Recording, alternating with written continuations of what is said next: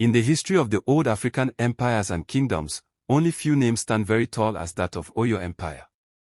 Oyo was once one of the greatest and most powerful empires in West Africa, known for its advanced political system, strong cavalry, and widespread influence across Yeruba land and beyond.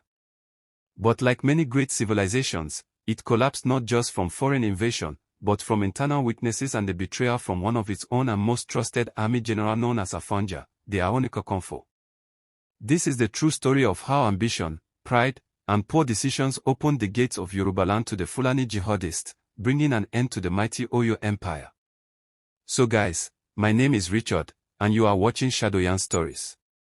The Oyo Empire began to rise in the 14th century in present-day southwestern Nigeria.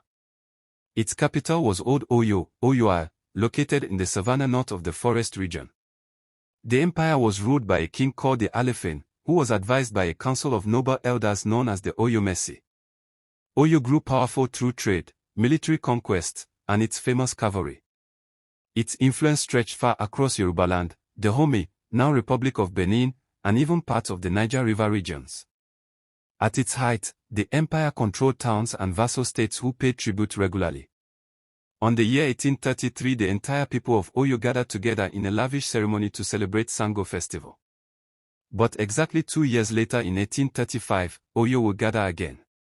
But this time, it was the end of the empire. And the architect of its fall was Afonja, the empire army general, who had sworn to protect the empire to his last blood. Afonja was a brave and fearless war general. He held the title of Aonikokonfo, which means commander of the army or generalissimo of the Oyo Empire. This title was one of the highest military honors and came with great power and responsibility. However, by tradition, the Aonikokonfo could never live in the empire capital, Oyoa, to avoid conflict with the Alefin. Instead, Afonja resided in Ilorin, a frontier town of the empire. Afonja was known for his courage, strength, and victories in battles. But he was also proud, ambitious, and often disobedient to the Alefin. He wanted more than just military power, he desired political control and even had eyes on the throne of Oyo itself. By the late 18th century, the Oyo Empire was already beginning to weaken. Internal power struggles, corruption among the nobles, and the growing independence of vassal states reduced the strength of central authority. The Alefin Abayaden had ruled for many years, but his peaceful policies were unpopular with the military class. After his death, his son Alefin Ewo became king. Ewo lacked the charisma and leadership of his father. He fell into conflict with powerful chiefs, especially Afonja. Alefin Ewo made a fatal mistake by ordering Afonja to attack the town of Apemo, a fellow Yoruba settlement. Afonja, knowing this would amount to spilling the blood of fellow Yorubas for no just reason, refused. This sparked a serious quarrel between the king and his general.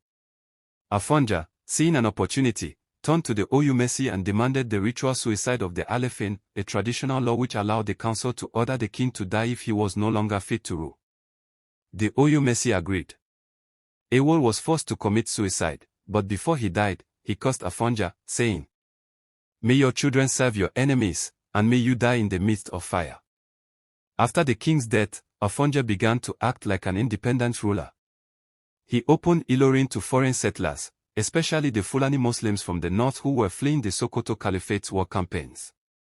Afonja thought he could use them to strengthen his army and protect himself against his people Oyo. One of these Fulani men was Alpha Elemi, a learned Islamic scholar and warrior. Afonja welcomed him and his followers, gave them lands, and even allowed them to serve in his army. But he failed to see that Elemi had his own plans. Soon, the Fulani in Ilorin began to increase in number and strength. They brought with them the spirit of jihad, the holy war started by Osman Dan Fodio to spread Islam and Fulani dominance across the Hausa lands and beyond. Afonja, once a proud Yoruba general, had now surrounded himself with warriors who had no loyalty to him, his people, or his gods. By the early 19th century, Afonja had lost control of Ilorin. His army, now filled with Fulani soldiers, was no longer truly his. Alpha Alema and his people were quietly taking over power and pushing Afonja aside. Eventually, a rebellion broke out against Afonja. The Fulani, supported by some local elements who had converted to Islam, turned against him. Afonja tried to fight back, but it was too late. His own soldiers betrayed him. He was killed in the streets of Ilorin, burnt alive in his own palace, just as Alefin Ewo had cursed. The Fulani, led by Alamai's descendants, took full control of Ilorin. They declared it an emirate, under the authority of the Sokoto Caliphate.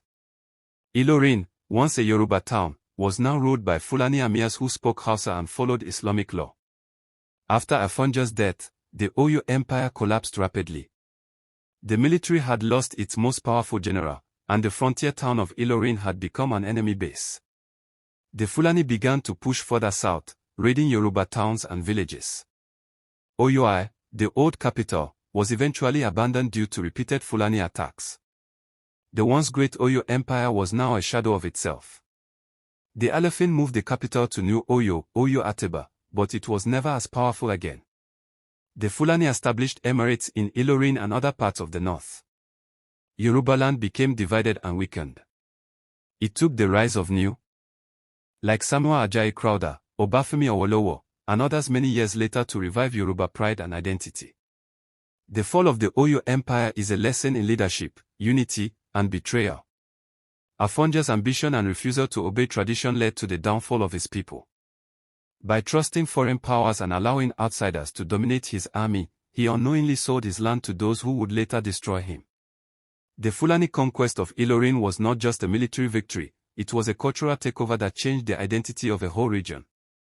Let this story be remembered by all Africans. No matter how strong a kingdom is, it can fall when its leaders are divided, and when loyalty is replaced with pride and selfish ambition. Thank you for watching, and please do well to subscribe. Turn on the notification button for more stories like this. See you on the next video. Bye.